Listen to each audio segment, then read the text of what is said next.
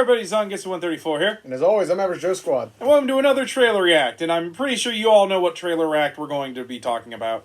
Oh, yeah. It's, of course, Spider-Man Across the Spiderverse, which finally got a new trailer. Which... Woo! Yeah. Woo! Yeah, baby! That's what I've been waiting for. That's what I've been waiting for this whole time. It did not disappoint. No, it did not disappoint. It was very good. I guess I'll go first. Anybody that's watched any channel or knows me knows exactly what the hell I was hyped for in this trailer. Oh, we know. We know. I've had Baby Mayday for 2 days now, and if anything happened, I'm going to kill everybody in the room and then myself. Yeah, so... basically, this trailer more or less gives us more of a bit more into the story of what's going on here. Basically, Miles comes across the villain known as the Spot. For those of you who don't know Spider-Man very well, he's this very Z-list villain in Peter's Rogues Gallery. First appeared in the 70s. Yeah, he was... basically, he looks like a human Dalmatian.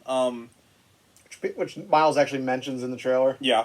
He's like, what are you, the Dalmatian? Which I'm like...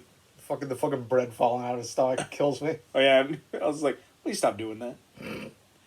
But basically, I forget exactly, because he's one of those characters I know, but, like, due to an accident, he has these spots on him that allow him to create portals that he can travel through. In the comics, it's more of I can create like portals between points so that I can disappear and reappear while I steal stuff. Probably one of my favorite comic panels is Peter punching the Spot in one, and then a spot on his head hits the punch back onto Peter's face. He does stuff like that. Which I want to say they actually they alluded to that in one of the concept arts for this that I saw, where Miles is kicking at the Spot and his foot's going into a portal in the chest, and it's actually coming out near Gwen and almost hitting her. Yeah. But basically, it's revealed that the Spot is causing some sort of crises through the multiverse thanks to his powers, which could eventually cause the multiverse to collapse, which would cause, the death of trillions of people. All the while, Miles is trying to kind of do the double life thing where he's trying to go through school and he's trying to keep his grades up. At the same time, he's having issues with it. And his parents are basically starting to realize that there's something going on with Miles. I'm kind of hoping the way it plays out is that, his dad obviously knows what's going on, since it's probably pretty easy for him to put two and two together that Miles is this new Spider-Man. We also know they're going to get introduced to Gwen at some point, because I saw the concept art for it. But basically, one day while he's grounded due to shenanigans that happened in the movie, Gwen comes across Miles using the new portal technology she was given via Spider-Man 2099, a.k.a. Miguel O'Hara. And she takes him on a tour of this new pocket dimension that Miguel has set up for the Spider-Man to interact and prepare for this coming crisis. In doing so, we find out Miguel is, like, unhinged as fuck. And is basically... Looks like he's been taking roids. He is huge. His bulk. This is, like, the biggest 2099 I've ever seen. Don't even get me started on Doctor Strange, that little nerd from 1999-9. Yeah, that was great. Loved that. That was hilarious as hell. But basically, this, of course, leads him into meeting Peter B. again, who, of course, has the new baby May. And basically, Miguel decides that they should kill the Spot just to prevent... At least that's what we think is going to happen. What we think is going to happen. Miles, of course, being like, but Spider-Man don't kill. And for some reason, all these Spider-Men agree with him, including the Spider-Woman that was shown up in the trailers. It's Jessica. Yeah, Jessica. The version of Jessica. It's an amalgamation of Jessica Drew and the original Spider-Woman that showed up in Spidey Super Stories. Yeah. Which I don't have that issue on hand, so I can't remember her name. Also a little bit of Silk, because she can shoot webbing out of her fingertips. Yeah, well, so the original Spider-Woman could do that as well. I did not know Slott that. probably stole that. Oh, okay, I did not know that. Yeah, I think that was something Slott lifted. Either that or Slott totally didn't know that was a thing and just thinks that, they're copying Silk. No, Slott, he probably just lifted it. Yeah. But yeah, basically... it looks like the film devolves into all the Spider-Man versus Miles, and probably eventually Gwen and Peter B. Yeah, and given that this is a two-parter with Beyond the Spider-Verse is going to be the sequel, I imagine that what will probably happen is I'm anticipating the movie ending on a cliffhanger. Yeah, as am I. Like that's really what I'm expecting, and then it'll be obviously be followed up. Yeah. I have my own couple theories on what might happen. Whether or not they'll be true, I'm not sure. Like I had the theory that I could see them having Baby May replace Benji as like the totem Yeah, that was one related plot that was in Spider-Geddon. I think you and I both talked not about Spider-Geddon, that. Spider-Verse. Yeah. Could have to do that. They could not. I don't know. I feel like the introduced Spider Society they have going on in this is probably going to play a really big role. Yeah. I could see them somehow being corrupted by something or someone. Yeah. And that could lead into the second movie, but we're so early right now. It's hard to tell. I also assume it's going to have something to do with that giant Spider-Woman figure that's in the toys. Oh, she's just in one of the background shots. Oh, she's only in... Okay. Yeah, she's actually in the trailer. I actually spotted her. Okay, I didn't know. Because I also, you remember, I watched the trailer. Like, I watched it and then I slowed it down to like 0.25. I was too busy being upset with the super thick Spider-Woman that everybody's... Oh my god, you stop. The one from the Pixar universe. Fucking stop. But no, no, I'm very, very excited. This is actually the film I'm looking forward to the most this year. Yeah, as am I. I think this is probably going to be the best of the superhero films. I mean, it's going to be the day it comes out. I mean, I'm already planning on taking the day off from work and seeing it multiple times. That's fair. I might actually dust off the Peter B cosplay too. Honestly, that'll be good to watch. Some stuff we noticed in the trailer, like you said, of course, the stuff with Baby May is really, really cute and also really well done. Like, I love the fact she has a little, like, miniature web shooter. That's... Yeah, and, like, there was so much... Like, I mentioned this because I actually wrote a little drabble for my archive about that web shooter, and, like, I mentioned in it that whole day, as someone whose really favorite Spider-Person has been May since I bought that first digest at Scholastic Book Fair in 3rd grade, it was really heartwarming to see that character get that much love. Yeah. Like, I want to say the only negative comments I ever saw were from the people that run Chasing Amazing, which they're a bunch of idiots anyway. That's fair. From the amount of times I saw them getting dragged the other night on Twitter, but the amount of outpouring of just like of love for this character and this version of it was just made me really smile. Honestly, kind of nice too, since poor Tom DeFalco gets blamed for everything wrong with the Spider-Man character. By certain people. Yeah, because Marvel likes to use him as the scapegoat for why the Clone Saga was so bad. Which, given that that he's doing comics for them again, I'm wondering if maybe something changed. Yeah. That could have been a lot to do with Quesada. Yeah.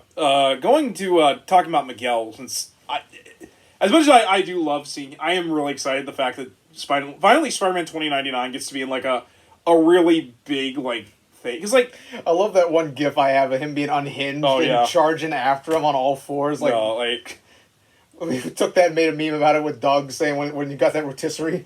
Yeah. Like I really like the fact that they remembered he has fangs. Because for those of you who don't know, his powers aren't like Peter's. Plus he's exactly. got the talons. He's got the talons.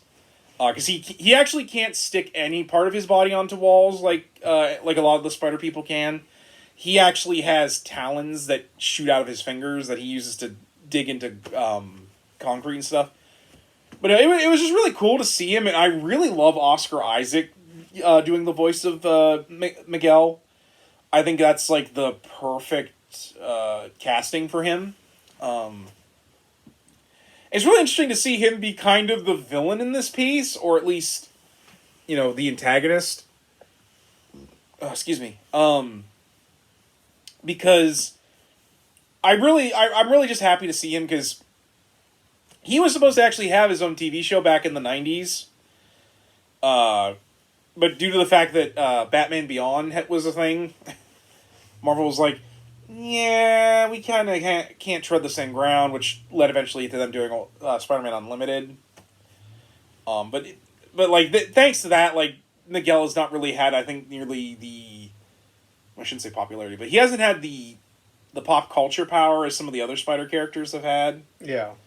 So like I said, it's just really nice to see him, and I actually like that he's like one of the big focuses of this movie, even if he's like the villain. I am interested to see more of what we're doing with Gwen, because I know one of the things is they're going to talk about how like spoilers for those of you who have like not seen some of the artwork and stuff. It was kind of leaked that that her dad dies at one point in the film, or dies like. That's actually news to me. I thought we. I hadn't been following that. Oh, my bad, dude. I thought you were. No, you're good. I'm like. Well, it was leaked stuff, so it might not. See my live reaction feed over here is like as I find this out. It might not be completely true because I remember when the until you see the film, yeah. Anything is suspect. But there's a leaked thought that like Gwen accidentally lets her father die, especially because I think you see that in the trailer too, like her over like the body of someone. It's supposed to be Peter. Oh, it's supposed to be Peter? You can see the top is a Spider-Man costume. Okay, I didn't see. Okay, I might have missed that. No, because I'm in a Discord and we dissected everything. So. No, I'm glad because but yeah, there's some implications that Gwen is not okay in this movie, but well, we do get to see that one picture where she shows Miles the multiverse and she puts her head on his shoulder, which I'm like, oh. Because I actually like these two in this movie. It's a lot less creepy than some of the attempts at shipping them in the mainline comics. Yeah, and just like everything in this trailer and the teaser before, plus the concept art, everything I've seen, like this film is gonna have my complete and total trust. I would say because I trust the people that are making this film because it's very obvious they have a deep know-how and a love of the source material, which I think was a big part of why the original one was so good and so beloved instantly, was that it respected the source material. Yeah. A lot better than ASM is doing right now. Well, then it helped that when that movie came out, they actually were very pro the Raimi film, which I think makes sense given the fact that I don't really think that anyone really wanted them to be pro ASM or TASM. But to be fair, that's probably more due to the fact that those movies were not in as good a spot until after No Way Home came out. Yeah. But no, I do think that was, and it's kind of interesting here that they're not completely leaning on the films. Like, I like that so far all they had is like a reference to Tom Holland's Spider-Man in this movie. Yeah. Although it is interesting to see that we're actually getting references to other Marvel heroes in the movie. I was like, oh wow, you guys must have paid Bombastic Bagman's in it, so there's that FF uniform right there. So I wonder if we'll get an FF reference maybe. But like I said, it's just interesting because like I figured normally like when these kind of movies do this, they try not to mention other heroes. Yeah. Well, and another appearance by a character in this film we haven't talked about. Fucking our boy Ben Reilly. Oh yeah, with that '90s looking art, God, like it looks so good. Like it looks so good. I showed it to Jared, and I was like, Jared, this looks like straight out like some '90s Clone Saga stuff.